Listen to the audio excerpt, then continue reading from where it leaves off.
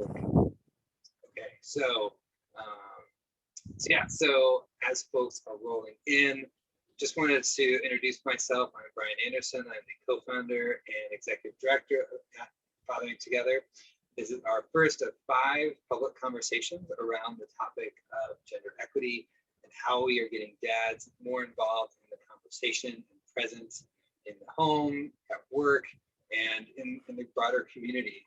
And this is something that's been on my mind and many of the folks involved on our panels, but also throughout the communities that Fathering Together runs, whether those are dads only spaces or conversations with parents. And so this is a lot of work went into this 5-part series, and I really, really appreciate you all for attending. And if you're watching after the fact, I hope you found it okay on our website. We will be recording this and putting it up both on our YouTube channel and on our fatheringtogether.org website. So feel free, if you've got friends who weren't able to make it tonight, let them know that Wednesday we'll get this all edited and put back up for everyone's viewing pleasure, so to speak. Before we get going, I just wanted to also thank our sponsors. Suzy.com is our sponsor for tonight. We've got a couple other sponsors coming up as well. For those folks that are sponsoring these events, that really helps us keep these events free and open. We have a number of dads who often talk about the financial barrier to getting the support and skills that they need to become better fathers and better men for their families and community. And so as part of our work as a nonprofit is really to get those skills at folks as however possible and removing those financial barriers. So appreciate Suzy.com and all of our generous supporters and providers of great things, whether that's curriculum design or just really great insights in our community. So I will get out of the way now and turn things over to Michelle, one of our co-facilitators of this series. So Michelle, take it away. Great. Thanks, Brian. I'm Michelle Travis. I am the mom of 2 daughters, and I'm also a very proud board member of Fathering Together. I'm also a professor at the University of San Francisco School of Law, where I research male allyship for gender equity and work-family integration. And I'm the author of the book, Dads for Daughters. I am really excited to be part of the Stand Up Dads event to host these really important conversations. I will be moderating some of our upcoming panels. I hope to see many of you there. Again, it'll be every Monday in March, same time, 7 p.m. Eastern. So hope that you can join us. We have a fantastic lineup of speakers all month to explore the ways that dads can support gender equity in our homes, in our workplaces, and in our communities. So I look forward to seeing you. For now, I will hand the floor over to Kate Mangino, who is going to be introducing our speakers for today and leading today's conversation. Thanks, everyone. Thanks, Michelle. Thank you, everyone. Welcome. Thank you all for joining tonight, or if you're watching this taped at a later day, thank you for tuning in. My name is Kate Mangino, and I'm very happy to be a co-organizer for this event with Michelle. It has been a lot of fun to put these panels together, and I am genuinely excited that this panel is happening tonight, and we finally get to have these great conversations, so I'm glad you joined us. My background is in nonprofit organizations. I work in international development as a facilitator and trainer working around the areas of gender and social change. Most of my work is overseas, but I do some work in the United States, and I am also working on my first book called Equal Partners that will be out next year, trying to bring some of the lessons of my professional world to my own community. I will be moderating tonight and week 5, and I'll be on the panel for week 3. And I'm very happy right now to introduce our panelists for this evening. We have Shawnee King, Elliot Haspel, and Steve D Pianko. Shawnee, I'm going to start with your introduction. Shawnee is a professor of law and the director of the Center on Children and Families at the University of Florida. Prior to joining the law faculty, Shawnee practiced at Legal Services for Children in San Francisco, where he represented children in a variety of human rights proceedings. Shawnee is an active writer and scholar in the area of children's rights, family law, and legal ethics.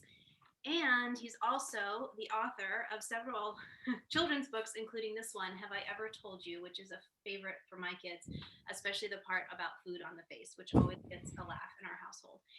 Shawnee, if you just want to introduce yourself, say good evening, and tell us a little bit about your personal life. I know you're a dad, so if you wanted to tell us about your kids. Sure. Well, first of all, thank you for having me. I'm thrilled to be here and talk about this.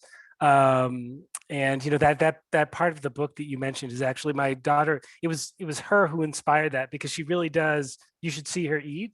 She really does get food on her face every single. It's really remarkable, and she's very proud of being the inspiration for that part of the book. So that's my daughter. She's 8. Her name's Soraya, and I have a 6-year-old who made it very clear tonight that I cannot tell you his name. He said he's going to be listening very carefully. And then he said, Dad, it's going to be recorded, right? So I won't say his name at the moment, but that's my 6-year-old. I'm also the husband to an amazing partner and mother. I'm from Boston originally, go Red Sox. My kids were born in Gainesville. Our home base right now is Miami, but we're living in Sao Paulo at the moment because of my wife's job. Thank you very much. Thank you. Elliot Haspel is our second panelist tonight. Elliot started his career as a 4th grade teacher, which I have a lot of friends who are either work for Teach for America or have volunteered with that organization. So it's something that's close to my heart. And he was in Arizona at the time. And then now through the years, he is an educational policy expert and author of Crawling Behind America's Child Care Crisis and How to Fix It, which I have to say has got to be that topic has to be as important now as it ever has been. So I'm very happy to have you here in light of the pandemic and looking at what we need to do in terms of policy to help kids get back to school. Elliot's also the co-founder of Dads Who Care advocacy group, and he is an advisor on Fathering Together. So like Shawnee, he wears many hats in his life. Elliot, if you want to say good evening and tell us a little bit about your family. Yeah, thanks so much for having me. It's great to be here. So I'm coming to you all from Richmond, Virginia, and I have 2 children, just turned 6-year-old and a about to turn 4-year-old, which is crazy to think about, that they're almost both school-aged at this point. Yes, and I also have a wonderful partner and mother and wife who the mother to my children, and we're here in.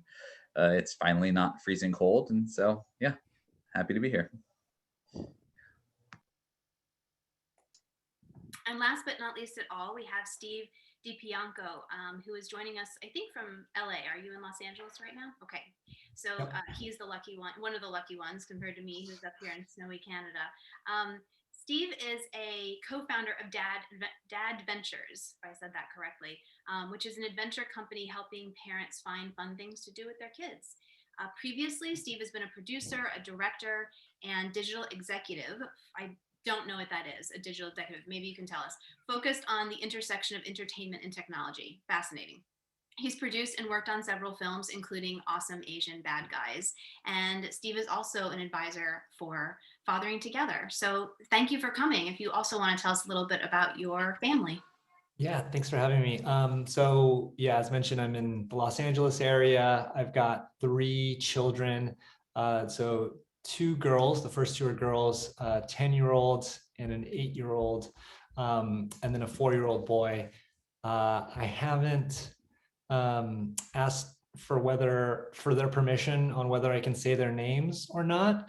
But I'm just gonna, as their legal guardian, I will, just sort of give myself that right. I've tried in the past to ask for permission on posting pictures to social media, and that lasted about a week because I just couldn't keep asking them. I just basically need blanket approval, I think, and they can trust me. But 3 kids and then married, and my wife is a licensed clinical social worker, and so a lot of things that I've learned and have grown into in my parenting is based on having someone who is a mental health professional in my household, who has experience working with children and parents as well. That's been a huge benefit to me.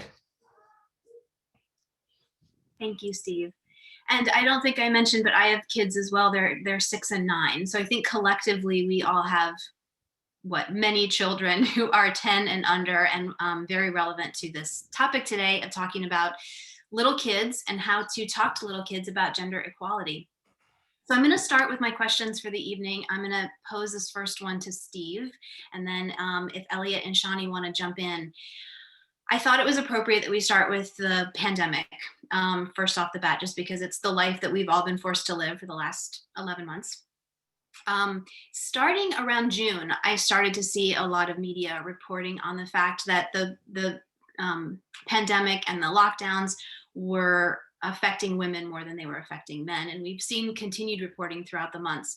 I have one statistic. The Center for American Progress reports that over 10 million mothers of young children have left their job over the past year because they could not balance work and caregiving, especially in the light of virtual school. And people have even named this the pink recession. So my first question is sort of keeping in mind that we have all been stuck at home for almost a year with our nuclear families, spending far more time with our young children than we ever thought we were going to have. And without our social networks, without grandparents and daycare and camps and babysitters, I miss babysitters so much. My question for you, Steve, is sort of how are you doing? How is your family handling this crazy time? And how are you managing to role model gender equality to your kids on top of everything else that you're balancing right now?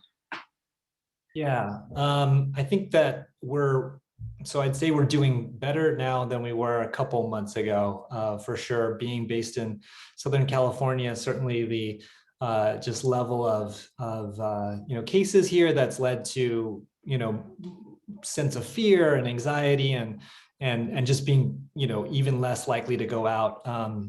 Things are in a much better place than they were before, and that's been helpful. I would say in terms of like role modeling gender equality, I think that in my work I talk to a lot of dads, and I hear from a lot of dads who had dads who weren't very or very different role models when they were kids than what dads are expected to role model today. And they talk about dads who are very, non-communicative and not very emotional and maybe weren't involved in the household and things like that and chores. And I grew up in a very different household. I've come to realize where my dad was incredibly hands-on as a father, incredibly hands-on as a caregiver in the household, washing dishes, taking me to school, cooking, cleaning, doing the laundry, all of those things. And so to me, those are areas that I had that role model, and that's something that I've certainly adopted in the role modeling that I provided my household. And I would say that there was a big eye-opening, I think, seeing a lot of the sort of invisible labor that in an average week, I would, my wife might handle. My wife works pretty much almost full time. She just happens to cram it all in like 3 or 4 days a week. And so just noticing things like, oh, wow, yeah, the laundry's sitting there. I should be folding that laundry. Like that is not, just on her to do that. So I think it's been eye-opening to me, getting more involved and stepping up. And really, I think with the pandemic, it's been this matter of like, I can't just sit back and wait to be told what to do, which often I could kind of get away with before the pandemic. And it was really like, oh my gosh, everything has changed. Everything is upside down. We're both working from home. The kids are at school. We have to figure out what makes sense for us under these circumstances. And so there's been a lot of reshuffling of responsibilities and constant changing as the kids' school situations adapted. But yeah, I would say, ongoing evolution in terms of what our day-to-day looks like and how I am involved and partner with my wife. Thank you very much. I liked what you said about noticing things. I think that sometimes I hear or I read things about the noticer in the house, and it's one or the other. You notice the fact that the carpet needs vacuuming, or you notice the dishes in the sink, and someone else in the partnership sort of turns a blind eye. But I think that's when you're all at home all the time, somehow everything gets dirtier faster. I like what you said about both being noticers. Elliot or Shani, do you want to add anything to that Sure. conversation? Yeah, I think one of the so similar to Steve, throughout the relationship pre-pandemic, I've tried sort of to be an equitable partner. And I actually did not grow up. My father was traveling a lot for his work, and he was kind of your classic, relatively hands-off, father. My mom was doing the 90% of the work. And so was been trying to be very, very intentional not to do that, and to model particularly how, just not reinforce or reproduce that cycle. I think early on in the relationship, one thing I've realized is that like the goal isn't 50-50. Like the goal is actually like, I kind of think of the phrase almost power balancing. And it can be weird to talk about like power in like a marital relationship, but I really mean that like the extra burden that women take on, and the invisible labor, like Steve was mentioning, like the weight of societal expectations, the sort of double bind where they can never, be enough, and no matter which route they choose. And my wife mostly stays, I know she does some pieces of work, but she's mostly home with our daughters. But even still, so for example, when the pandemic rolled around, despite the fact that she doesn't have like a full-time job outside the home, I still decided, and we still decided, I was going to take like basically start working, half days on Wednesdays. So my, I guess context here, my 6-year-old is in virtual kindergarten, right? So we're a completely virtual district all year. And so instead of asking my wife to do, 5 days a week, be on that, like I started just talk to my bosses and adjusted my work schedule, and thought that was important, both, the marriage, and I also thought it was important to model this. Like this is something where you can, the prioritization of that comes in. So that's, one concrete way that we're trying to adjust into the pandemic. I'm so glad you brought up virtual school for little kids. We went through kindergarten and now first grade virtual, and little kids need, well, first of all, my son can't read yet, or as he says, I don't read very well. So they just take, you have to almost sit next to them, right, and walk them through. And so being that parent of a small child in virtual learning is practically a full-time job in itself. So I'm really happy that you brought that up. Shani, do you have anything you want to add, or would you like to pass for the next one? No, sure. I mean, honestly, I think that my kids are going to grow up thinking that women are high-powered lawyers and that dads don't work that much, and they spend a lot of time helping their kids with schoolwork, and that they spend an inordinate amount of time playing with their kids, and that it's a dad's job to clean the house, and that it's a dad's job to do the laundry, because that really is the right reality in my house. I mean, my job is flexible because I'm, primarily a law professor. And so, I'm the primary during the day in terms of like the schoolwork. And as you mentioned, with virtual school, it really is a full-time job to help your children learn the way that you want them to, right? I'm the primary in terms of the food. I'm the primary in terms of the cleaning, and so I really work when the kids go to bed. And so what they see is me as the primary. And like today, I'm not joking about this. My son said, Dad, you almost never work. I mean, that's sort of his reality. And so, I mean, I think, I've been doing some media for my children's books, and that's the most that they've seen me work. And they've started to actually ask me questions as if I just started to work, and, they've started to express interest in my job, I think, for the first time. And I think, my daughter recently said, Daddy, I think someday you're going to get a big job like mommy. I think you're going to be a real lawyer. And like, I am a real lawyer. Like I'm admitted in California, I'm admitted in New York, like I'm an active status lawyer, but that's their universe, that's their reality. And so, but don't get me wrong, I mean, they're incredibly close to their mother. It's just, they fight over her, and they don't fight over me.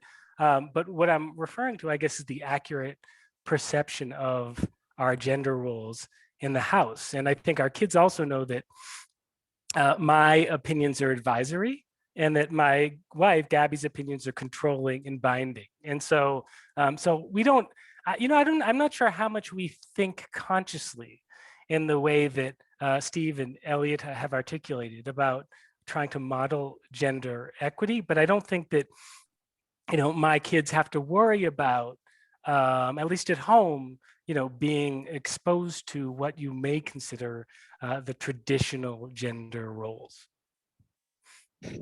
Hey, can I ask a question, Shani? Because I'm curious about something. Yeah.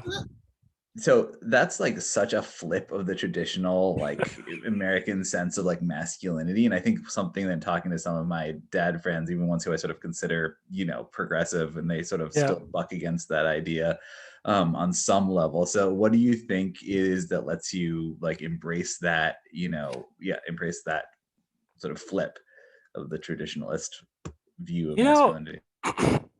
Elliot, it's a really sort of reasonable and good question. And I think, Steve said that sort of, for example, like he grew up in a household in which there was that flip, or like there was a flip. And so that was sort of a model that he saw. My dad left when I was 4. Like I don't have any memory of him. So I was raised in the home of a single mother who was great. Obviously, I don't know, obviously you don't know me, but like, she was great. She was she's a really very good human being. She's a hard worker. She's empathetic. She's humble. So I was raised in the home of a single mother. So I didn't have, right, a sort of traditional or sort of father role model at all. And so for me, and I don't know how much I've thought about this consciously, Elliot, but I just do what I think needs to be done to support my family. And my wife works, for 11 to 14 hours a day, and she is a high-powered lawyer with clients, right? So it would be absurd for me to, ask her, say, Gabby, do you think you could like, do the law, or do you think you could cook, like, because I can do that, right? So why would I ask her to do that? So we both step up where we need to step up for our family, because, that's what's most important. So I don't know where I get that from, other than maybe not having a sort of, alternative or maybe traditional gender role model in my household growing up. It sounds to me, I don't want to put words in your mouth, but perhaps you are super comfortable with yourself, because it doesn't seem like you need to model masculinity to your children. Like either that, or maybe you just have a different vision of masculinity. But just to follow up on what Elliot was talking about, I do think some men, sort of their value is linked to how much money they bring in the house, or what kind of job they have in relationship to women in their life. But that doesn't bother you? It doesn't bother me at all. I mean, like, I told my wife that, if she reaches a point where I can no longer work and be a full-time house husband, I'm perfectly comfortable with that. She is not comfortable with that, because she would like to retire at some point. But, I mean, I think, listen, I'm not a masculinities sort of, or, gender equality scholar, but I think, the most masculine thing to do, right, is to not be afraid to do what needs to be done for your children, right? And that's how I see being a good dad. And right now, my family needs me, right, as a teacher, as a cook, as someone who does the laundry. So I do it, and I just don't see anything unusual with that. I mean, being a good dad, being a sort of, a sort of a masculine dad in my book is just doing what your kids need for you to do for them. And I think, this is what they need for me to support them, and for me to support their mommy. So no, I have no problem with that. And, I mean, my kids there are many reasons for that, right? But my kids are, as is the case with all of you, right? My kids are the most important things in my life. And so I have a choice, right? Can I do what's best for them, or can I do, what's best for maybe a society that has, I think, an unfortunate view of the traditional roles of men and women. Thank you. That kind of links to another question that I had on my list, and I'm going to ask Elliot to respond to this first. Shani was just talking about sort of, made reference to female coded and male coded tasks and whether or not he seems very comfortable with everything. Caregiving, of course, is often coded as a female thing, and girls grow up with more opportunities the way that our culture is currently constructed. Girls have more opportunities to practice caregiving as children than boys typically do, stereotypically speaking. I'm wondering if you had any caregiving experience when you were growing up, or having your kids, was that your first experience? Yeah, having my kids was really my first experience. I never did babysitting, and even with my sort of nephews and nieces, just like very, very actually, well, admitting that, like basically practicing diapering on like stuffed bear, in the waiting time. That's with my first daughter before my first daughter was born, because like that just wasn't something that I was familiar with. So it's definitely true, and unfortunately, I think. Because it has been so gendered as female, we have very long, at least in the American context, devalued it, right? We've assumed that therefore it should be, it's unpaid in many cases or very, very low paid, right? We see the ramifications of the feminization of care in very deep ways. What about Steve or Shani? Did you have experiences caregiving as kids or as adolescents, or is this a new experience for you too? Yeah, for me it was a new experience. Very minimal babysitting for kind of older nieces, but it was new for me, and I think that my wife, she's one of nine children, and she's the third oldest child. However, she's the oldest girl.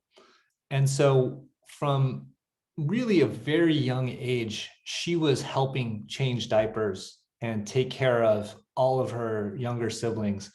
And so it really led to early on in our relationship, like, oh, she's the expert. Like she knows what she's doing. I don't know what I'm doing, which led us down like, oh, well, then I'll just like let her do that. And that was not really good for our relationship. And it took a lot of work, conversations, arguments, therapy to realize, oh, whoa, hey, we've come at this from very different places. And if we continue on that path of, oh, okay, she's going to just do all that and I'm going to pretend I don't have to do anything, that's not sustainable. And so very much it took a lot of work to really identify that there were issues that needed to be fixed. And from that moment, 7 years or so ago, it's been this ongoing process of how can we get more on that, more equal footing, more intentional, communicating about who's doing what, as opposed to just assuming, oh, okay, somebody's going to do it, which probably means it'll be her. Shani, do you want to add to that? I don't know that I have very much to add to what Elliot and Steve said. I mean, I'm an only child, an only grandchild. I didn't have any cousins who lived close to me, and I didn't have any sort of nieces or nephews to take care of. So I had zero experience with any kind of caregiving before I had kids, and my wife had a ton. I mean, she's from a humongous Nicaraguan family that dwarfs my family, by a factor of like 1,000. So she had caregiving experience, which I'm very thankful for because she's fantastic, but I had none. So for me, it was 100% sort of learning on the job. But it's been really a great ride, particularly with a partner who is so good at it. So it's interesting that none of you, that this is all your first, and it was my first time too. I mean, the first time I held my first daughter, I had never held a baby before, and that's probably odd for a woman. But my husband and I both looked at each other like, now what do we do? But going back to Elliot, because of your professional background, are you an advocate for any policy solutions that get at, sort of try to balance out the feminization of care that you talked about? Yeah, so there are a few things I think definitely we know can promote and sort of set up the gender equity for more success. One of those is absolutely paid family leave. So the United States, of course, is miserably behind the rest of the developed world when it comes to paid family leave policies. But also, paid family leave policies aren't all created equal. Something nations have been trying to do more and more. I want to say is Denmark, though I could be wrong, as the first one to have basically made it so the dad can't like give it to the mom, basically, because that was happening in some countries. They're like, oh, you both have access to it, but guess who was taking it? And so there's increasing work to try to basically have the fathers actually use the leave. So there are two components to this, right? There's a policy component, there's a cultural component.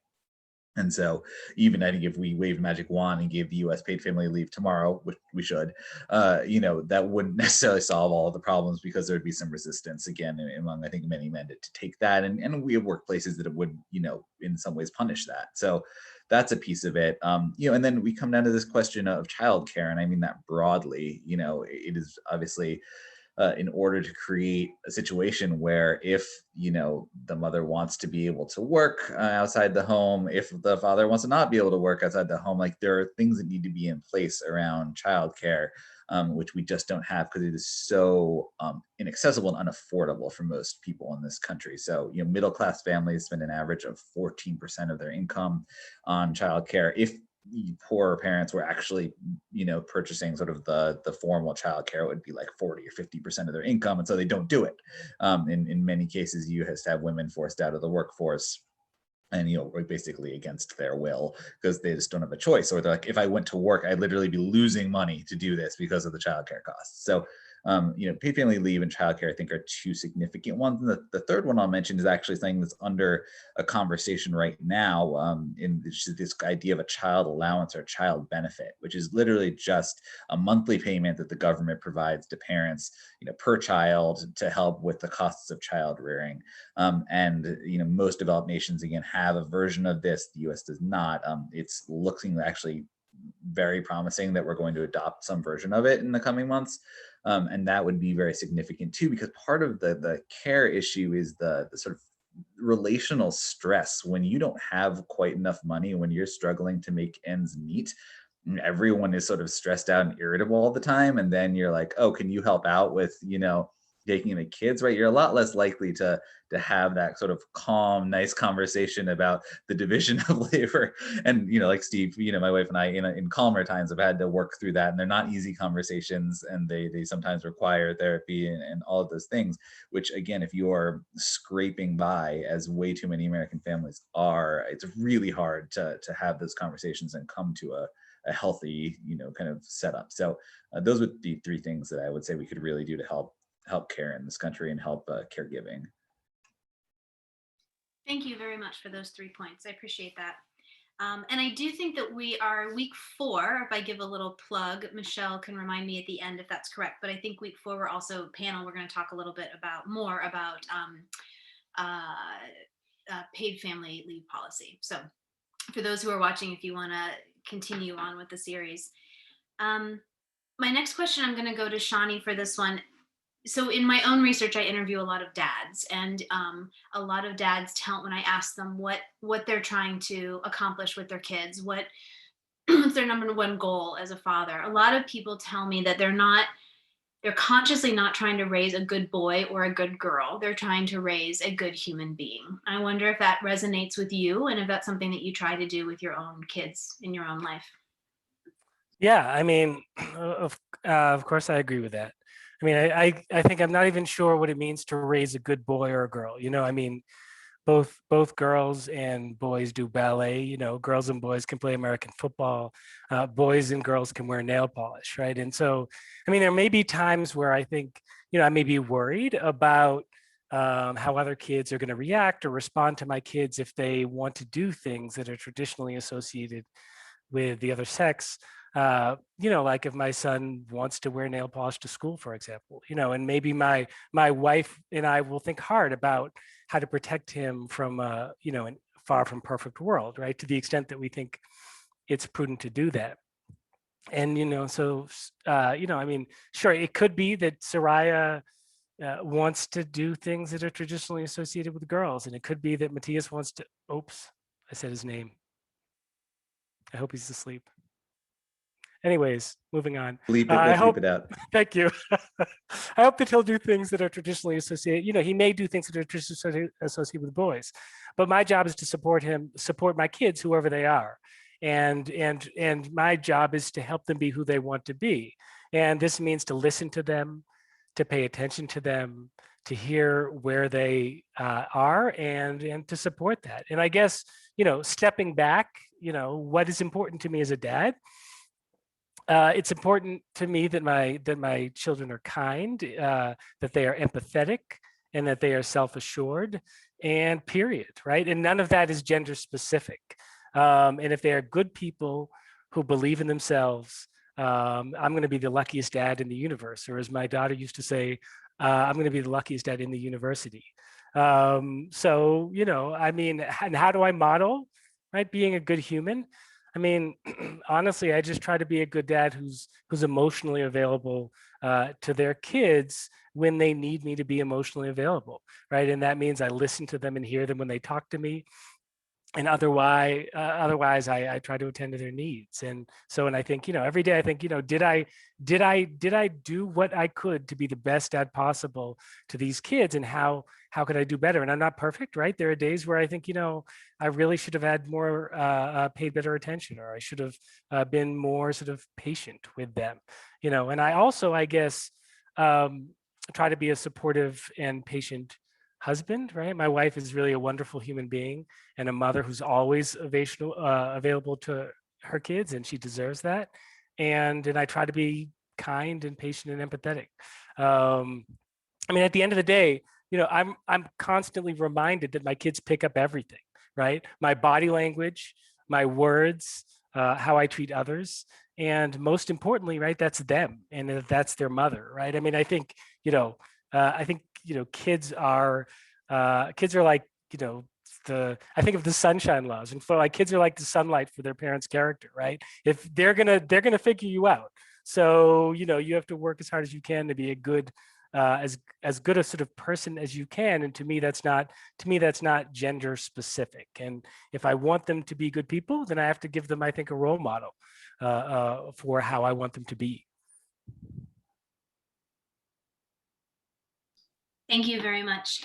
Before Elliot and Steve, I'll let you answer as well, but I just am noticing the time, and if there are any participants who want to pose a question, I think the chat box is open if you wanted to ask a question. Brian, you can cut in and tell me if I'm wrong, but I think that is available to participants. So, and then Steve or Elliot, if you want to chime in, go ahead, Steve. Yeah, I'd love to, and love that answer. I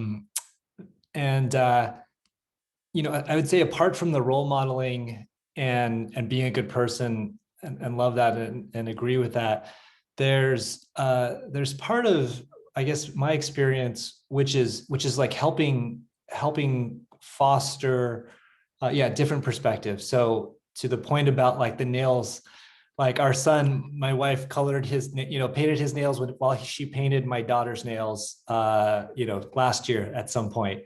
And he had very pretty nails, and it was wonderful. And there was a time last year where we're like, okay, we need to buy toys. We need toys for these kids, for them to play with, so they can have things to do. And my wife said, like, oh, let's get these Legos.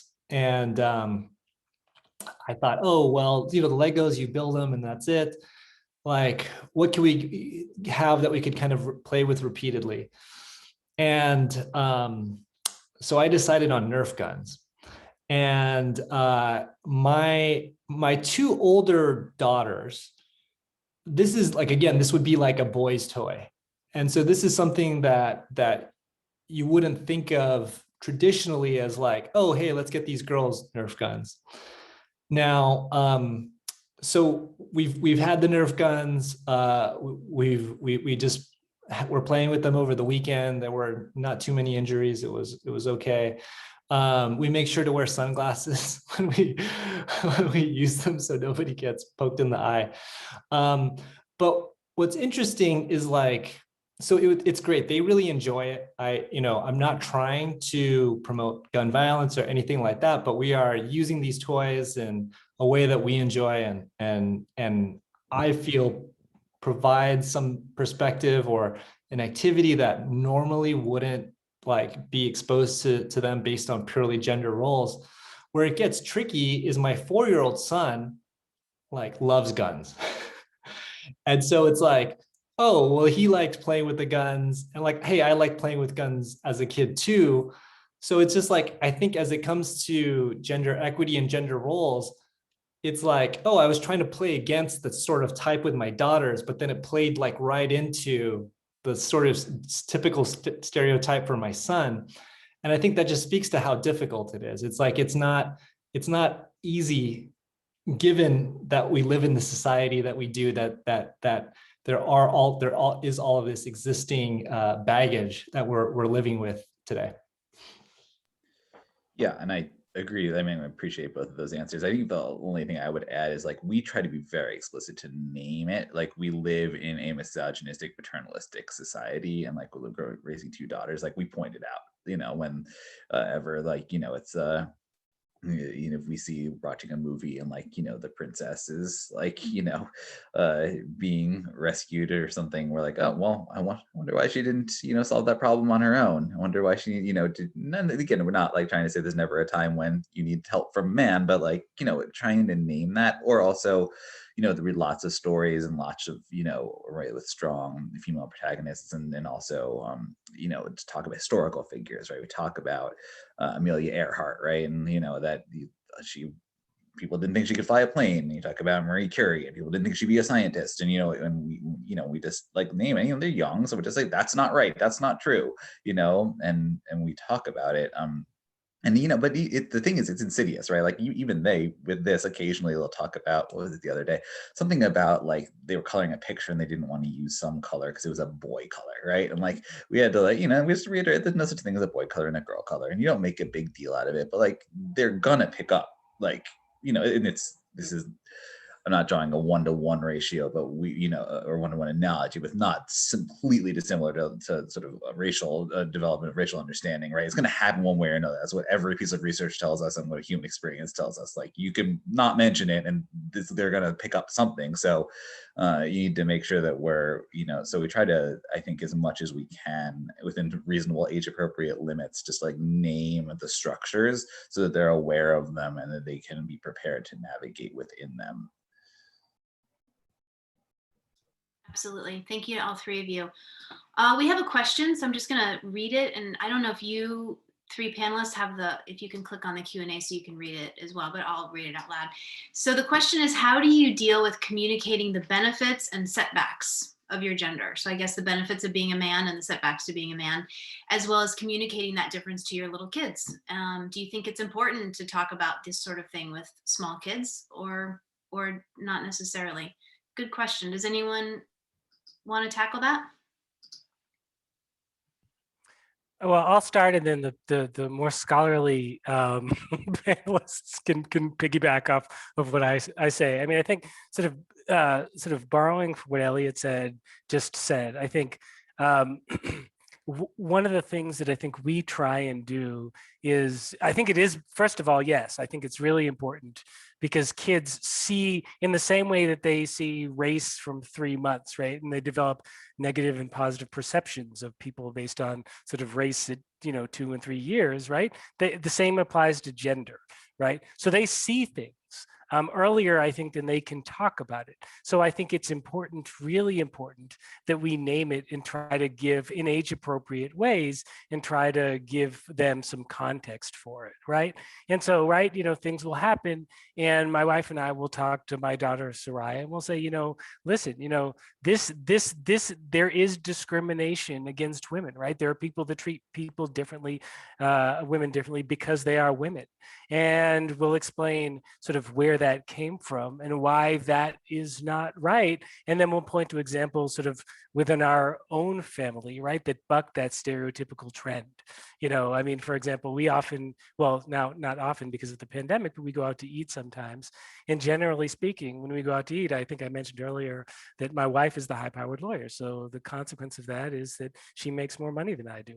And so the consequence of that is she tends to pay for a dinner when we go out to eat. But oftentimes people come to me for the bill. And so 9 out of 10 times someone comes to me for the bill, and then I hand the bill to her, and then they come to me for the credit card, and I take her, so maybe I'll take the credit card, or I'll give, and she'll pay. And sort of the message there, right, is then we'll sort of, when we go home, we'll explain sort of the structures that cause that. And we'll say, you know what, that doesn't apply to our family, and it doesn't have to apply to you. You should be empowered to push back against that. Great answer and perfectly scholarly. I don't know why you gave yourself that out. Steve or Elliot, do you want to add anything to that? Yeah, I think that just along the lines of just how ways that I'm engaging, and my 4-year-old comes to mind, 4-year-old son. So in terms of the benefits of, and I guess maybe this isn't exactly the question, but one thing that we're framing with him is that he can be a great caregiver, that he can be very, very caring person. And so my wife, all the credit goes to her. She bought him a superhero doll.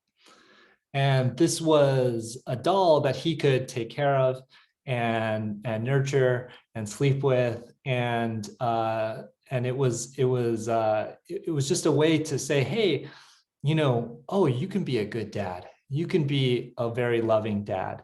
Oh, you're such a good dad. Look at you, right? And so, I mean, it's kind of along those lines of like the fingernail painting, and it's just these things that like maybe messages that maybe a generation of current fathers didn't hear growing up. But what are those types of positive messages that we can share with our children, and they can see things in a way that is maybe also aspirational for me. It's like, I want to be a good dad. And so sharing that type of messaging speaks to the benefits and opens up a view of masculinity and fatherhood that might not have been verbalized previously. I think they covered it. This next question is a great one. So if you don't have anything to add to that, Elliot, and because all three of you have at least one daughter, right? Elliot has, a couple of two. So we have a really interesting question that I think gets into the relationship between a father and a daughter specifically, and how do you balance out I'm paraphrasing here, you can read the question on your screen. I'll paraphrase for everyone else. How do you balance out the role of parenting, that like when kids are little, they have to get to school on time and they have to eat their carrots and they have to not run in the middle of the street. So you're trying to parent and keep them alive and keep them healthy. And at the same time, you're trying to empower little girls to be in control of their body. And actually, I think this applies to little boys too, because my son has learned in 1st grade that his body is his own. And so when I say things like, it's time to take a bath, he will say, no, it is my body. I don't. Yes. And you're like, okay, let's talk through exactly what your teacher was talking about. So how do you reconcile those two messages that you're trying to give, send to kids at the same time in those little years when you can't get into the nuances necessarily? Yes, I have also gotten the, when you're trying to pick them up to bring them up to bed or whatever, my body, my choice.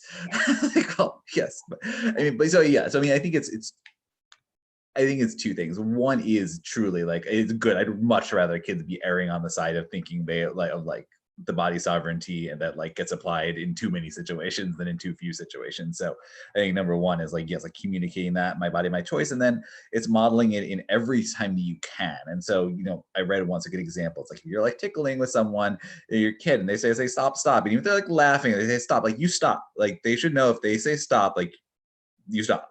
And like, that's like a little thing. But I think that those are the sort of things that help reinforce that you mean it.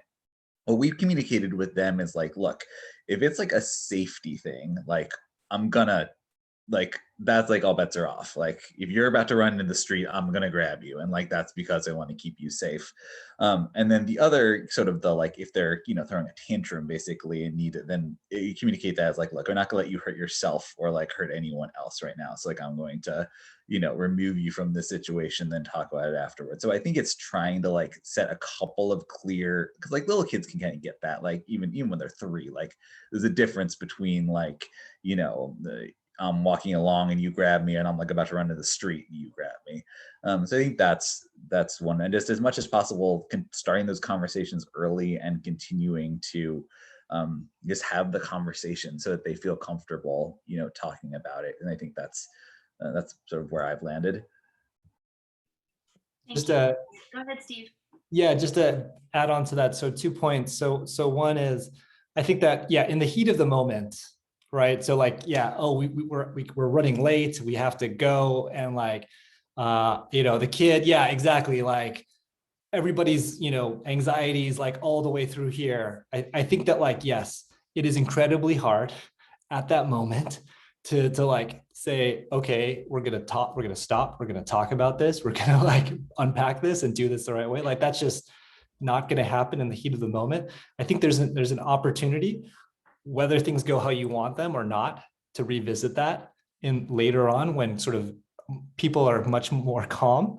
Maybe you're in the car, on like you got in the car, cool, we're driving now, we can say, hey, here's what happened, etc. Or hey, I raised my voice at that time, I shouldn't have, etc. Things. So I think there's ways to just like, hey, let's come back here. And then in terms of the tickling example, the other day, for some reason, this conversation came up around what is consent.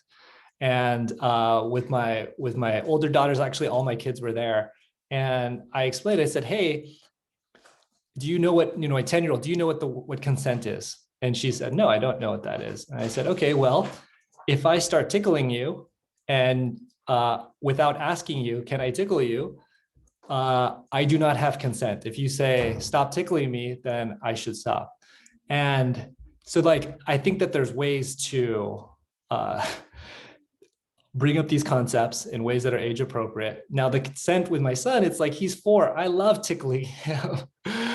He's never given me consent. And like, that's where I'm starting to ask myself, like, oh, I need to stop when he says no. I get like one last tickle in. I'm like, okay, this is enough. I gotta really stop. So I love both of those answers. I really don't have that much to add. I think, you know, just to amplify a couple of things. You know, I think, you know, obviously we've always been big on the body sovereignty point, right? It's your body, and so if you say stop, you know, we're going to stop. I think, you know, I'm that way with both of my kids. I'm, you know, particularly sensitive, I think, with my daughter, but it's just as important for my son. I also really so I appreciate that. That Elliot raised. Also, so when Steve talked about revisiting things when, you know, after the heat of the moment, I think it's really, really important to do that, right? Because it's like, you know, I'm not perfect. I make mistakes. Maybe I didn't have the patience that I should have had in the moment. And then you can sort of explain sort of your approach to your child, right? So you should give them that benefit of the doubt. And I think the only other thing that I'd mention is that in terms of, you know, when your kid is dilly-dallying and won't leave, right? And you've told them, listen, we're going to leave in 15 minutes. And then, you know, it's 2 minutes. And she's like, can you get my shoes? And you're like what? Like, what? Like, we can't, we no, this isn't happening, right? So in those situations, my wife is really, really, really good. She's just fantastic. And so what I've learned is I often, because she's so good we have different strengths, right? And because she's so good in those situations, one of the things that I've done is I've tended to, you know, sit back and watch what she does and learn from that. Right. And that's been really, really, really helpful. And so, so that's all that, you know, I wanted to add there.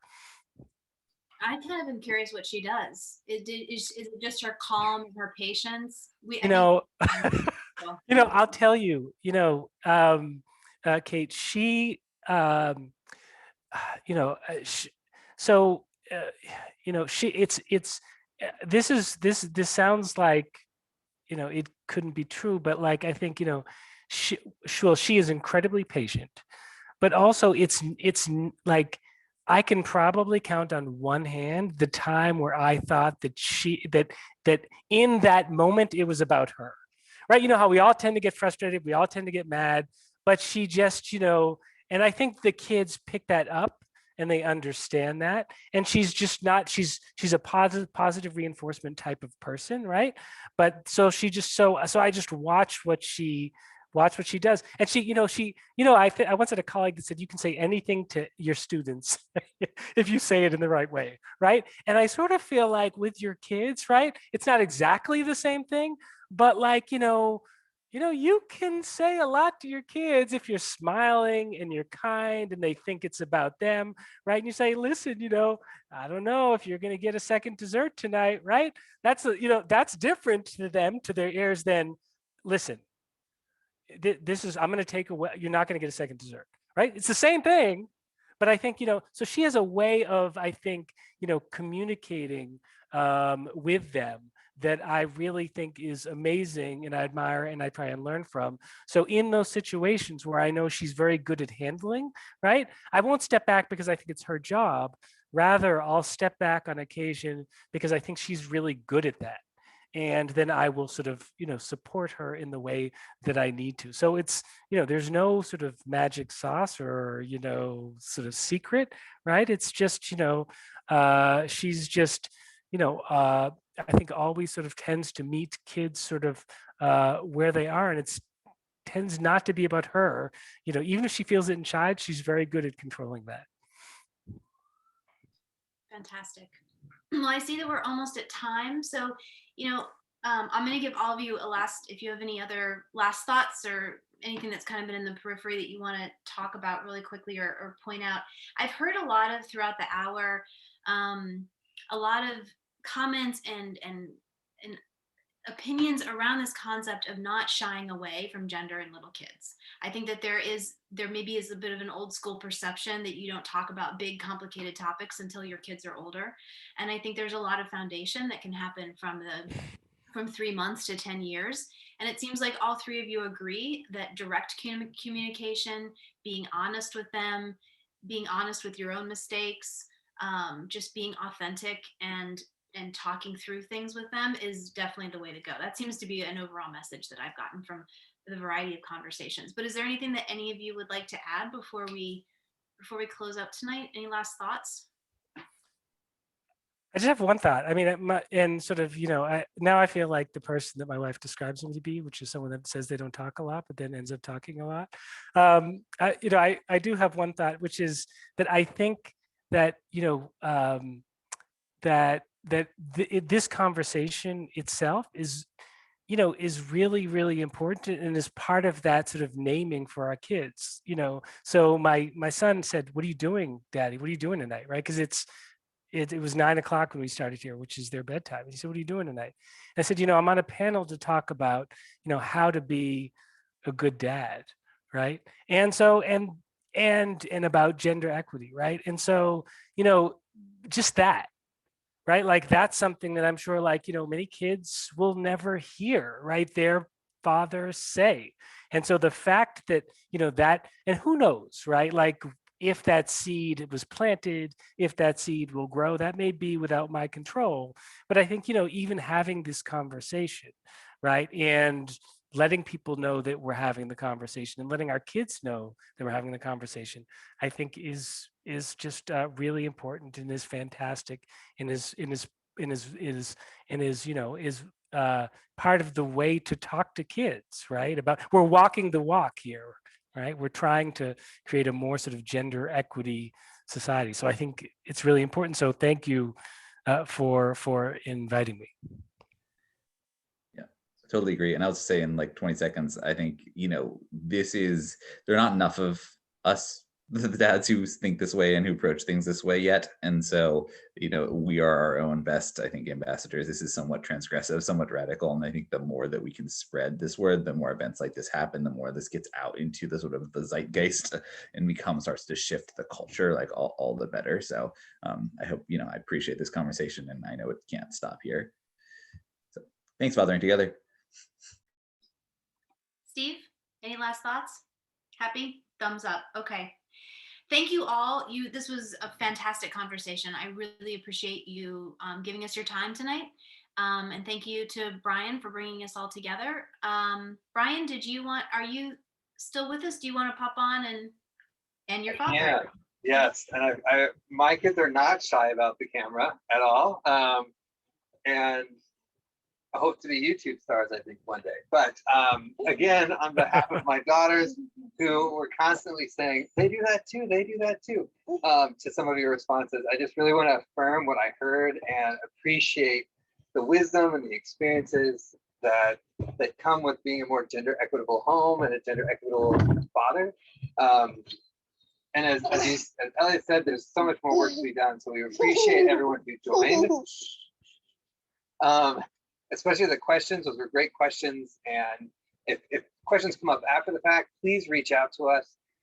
One of the goals over the next couple of weeks that we have after we have another couple of rounds of these conversations is really to develop some toolkits and resources that we'll have on our page, so that people that are Steve, you're distracting them.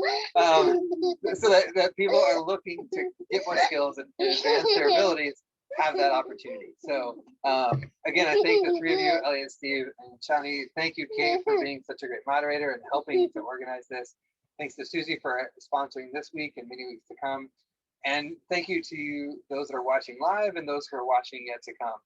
At fatheringtogether.org/standupdads, you'll find more information and more resources. And again, appreciate you all. And we'll see you next week, hopefully. Yeah, Bye, same everybody. time next week. Older kids. Same time, same place. Talking about the teen years. Okay. Bye. Thank you. Bye. I know I want a hat.